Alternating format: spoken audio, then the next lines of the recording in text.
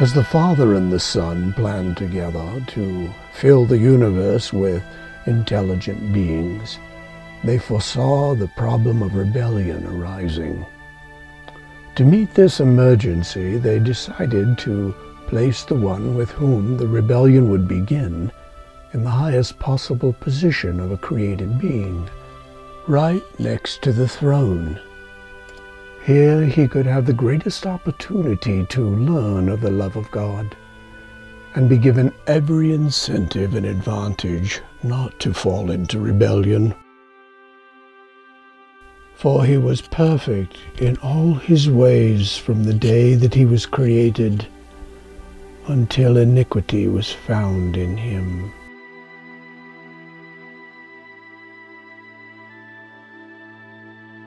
As this rebellion spread to the earth where God's latest creation had occurred, where he had made man in his own image with the ability to procreate, it is here where our parable with Paul and Jenny finds its place. Here we see a couple with such great love for each other and an immense desire to share that love by having a large family. Here we see the Father and the Son planning to create. But then the rebellion occurs. But before this rebellion occurred, the Father and the Son had already made a provision for that. The Son had chosen to give his life to redeem those who had been deceived into rebellion. However, it was an extremely difficult decision for the Father to agree to let his Son go. How could he give him up? How could he let him go at the risk of eternal loss? But finally, the decision was irrevocably made. The Son would give his life for a lost race. But this plan would not only redeem a lost race, it would overthrow the rebellion and seal forever the possibility of rebellion ever rising again.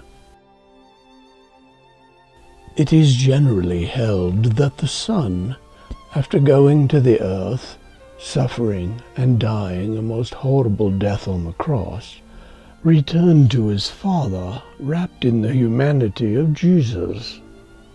But it was something far more than that. This sacrifice was an eternal sacrifice. By the gift of love, the Father had given his Son to the human race, not temporarily, but forever. The Son was now living within humanity. The incarnation is to encompass all of humanity, not only Jesus, but everyone who would receive him and allow him to live out his life in them. Yes, the Son of God would no longer be omnipresent, but he would be present within the bodies of every human being who was redeemed off of planet Earth. For we will have become his habitation, and so for eternity the only place that the Father would be able to see his Son is when he looked into the eyes of you and I. Just as it was explained in the parable between Paul and Jenny. Over time, as the children developed and grew, he began to see his beloved Jenny in each one of them. And so it will be for the Father, because the Son will live out his life in each of us. And in each person there shall be a different aspect of the nature of Christ. Like a multifaceted gem, we will all express different qualities of the Son of God. And throughout eternity we will draw closer and closer and closer to the Father, ever drawing closer to that very intimate relationship that the Father and the Son alone could have. This is our inheritance.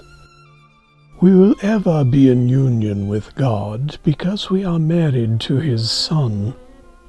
For He gave up His life for us, and we have given up our life for Him, an eternal sacrifice. And because the Son of God is our life, this will seal forever the possibility of rebellion occurring again, for the Son could never rebel against the Father. At the fall of mankind, something very vital perished within him. It was his spiritual connection with heaven. It might be comparable to your personal computer when the internet cable has been unplugged and you lose access to the internet.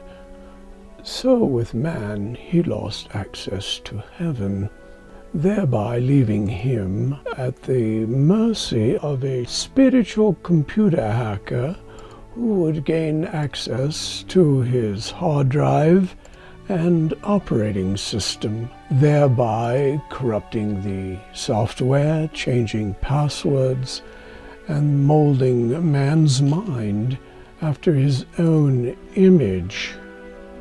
But the Father in heaven would put His fingers on the scales, tipping them for man's advantage, that he might yet have a chance to be redeemed.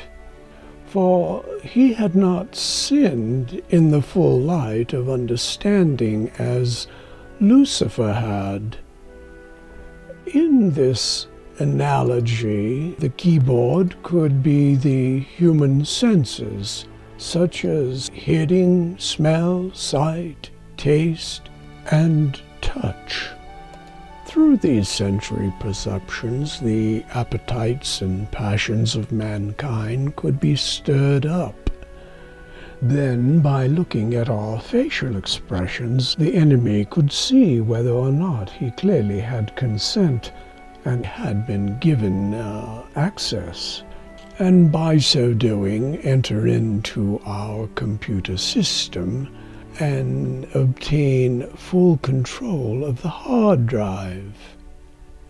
This is how the enemy of the soul works.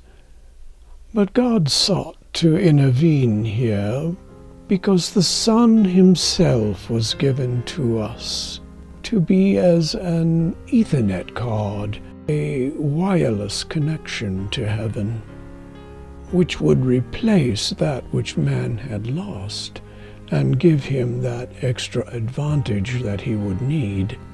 In this way, man would have the power to resist in this battle for the soul. Since man had eternally lost his ability to hear God, to agree with God, and to love God, it would be the Son then within man who could hear, who could agree, and who could love the Father. And then man, by faith, taking hold of those things, would unite his life to the life of the Son of God, where humanity and divinity combine. He could then participate in that love and obedience that flows from the heart of the Son to the Father. And this is how man could experience the very life of the Son of God, and this vital connection would have to remain throughout eternity.